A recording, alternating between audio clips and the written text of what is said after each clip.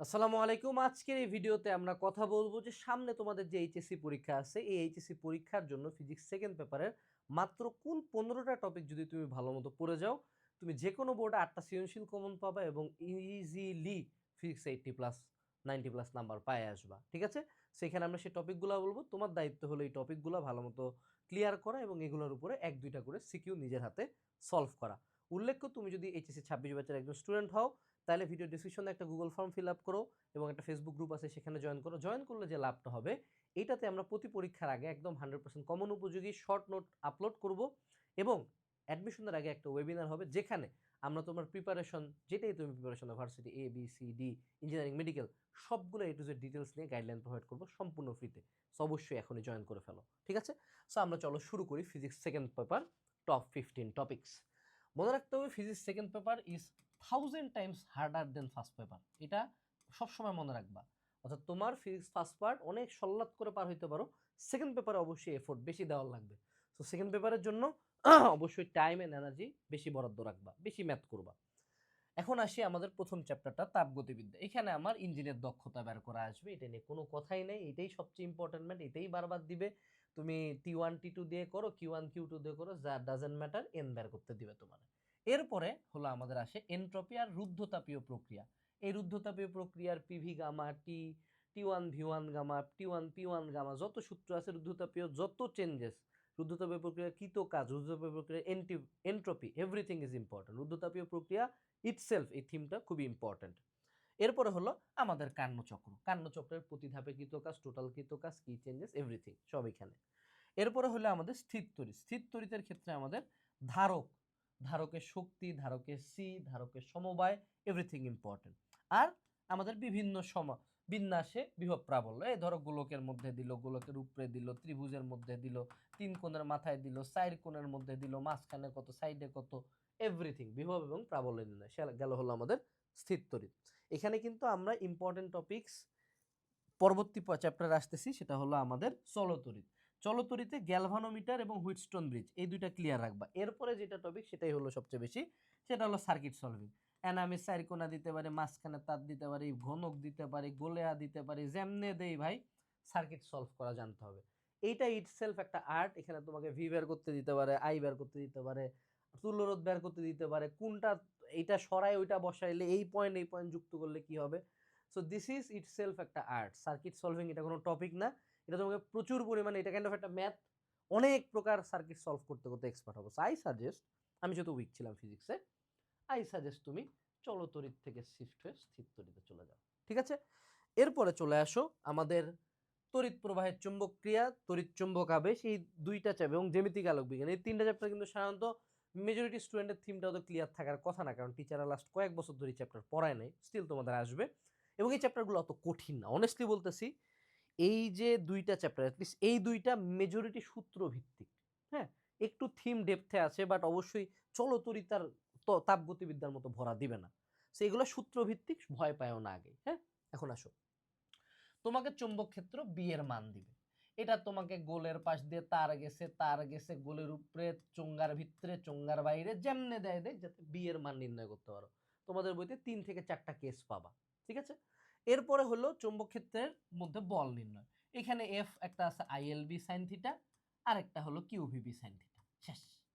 এই দুইটা সূত্র দিয়ে majority of the time math আসে। অনেক সময় আমাদের কিউভিবি ইকুয়ালস টু এমভি স্কয়ার ভাগ আর, এই দিয়ে একটা করে যে ওই যে ইলেকট্রনের কেন্দ্রমুখী বল কত, এটি তোমরা পারবা। ঠিক আছে? এই দিয়ে আমার তড়িৎ প্রবাহের চুম্বক ক্রিয়া শেষ। তড়িৎ চুম্বক আবেশ, এখানে হলো আবিষ্ট তড়িৎ চুম্বক বা তড়িৎচালক শক্তির মান, অর্থাৎ ই এর মান চাই। এটা হলো আমাদের স্বকীয় আবেশ হইতে পারে, বা একটা দিয়ে আরেকটার মধ্যে আবেশ হইতে পারে। তোমাকে ইএমএফ এর মানটা বের করতে হবে। আর হলো বর্গমূলীয় গড় বর্গমান, যেটা হলো আমাদের তড়িৎ প্রবাহের, ওই √2 দিয়ে গুণ করিবার লাগে, 1/√2 দিয়ে, ওই সেম জিনিস ভাই, এগুলো পুরান জিনিসপাতি।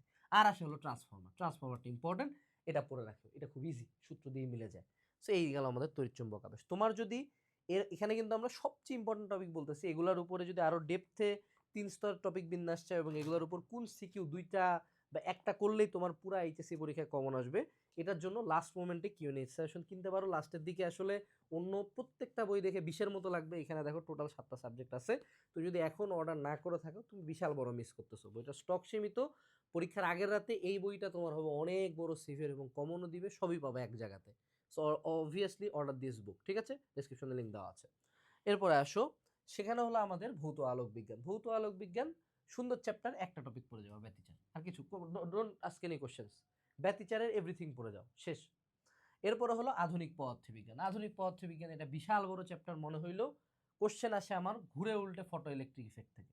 ফটো ইলেকট্রিক ইফেক্ট সিদ্ধ করে খায় ফেলতে হবে।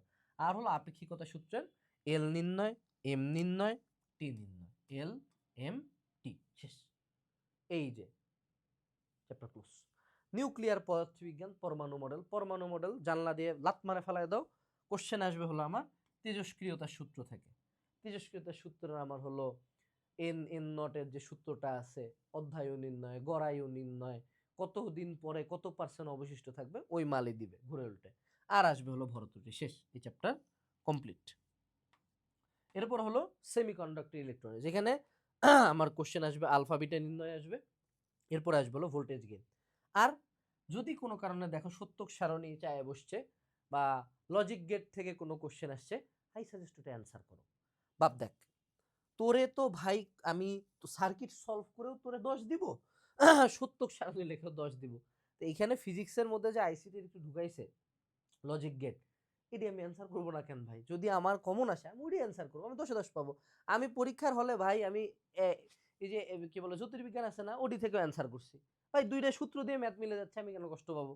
আমি কেন এইদিকে কঠিন ম্যাথ অ্যান্সার করবো? তুমি দেখবা ভাইয়া কোনটা তুমি 100% পারবা। অনেকে আছে এটা ইগোতে ভুগে যে হ্যাঁ ফিজিক্স মানে আমাকে কঠিন অ্যান্সার করার লাগবে, আমার হলো তড়িৎচুম্বক আবেশ অ্যান্সার করা লাগবে। ডোন্ট ডোন্ট কঠিন হলে বাদ দাও ভাই, সোজা কোশ্চেন অ্যান্সার করো, যেটা তুমি জানো 100% ওকে সেটা।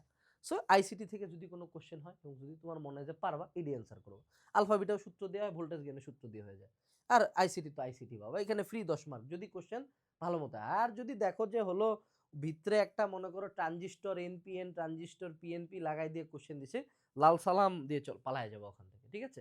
এরপরে হলো আমাদের অ্যাস্ট্রোনমি অ্যাস্ট্রোফিজিক্স, যেডি কো হাবলের সূত্র ভি ইকুয়ালস টু এইচডি, আর হলো R equals to 2gm divide by C square, শর্টস্কেল ব্যাসার্ধ, শেষ। পুরা ফিজিক্স সেকেন্ড পেপার শেষ। এখন তোমার কাছে মুখে শুনলে হবে?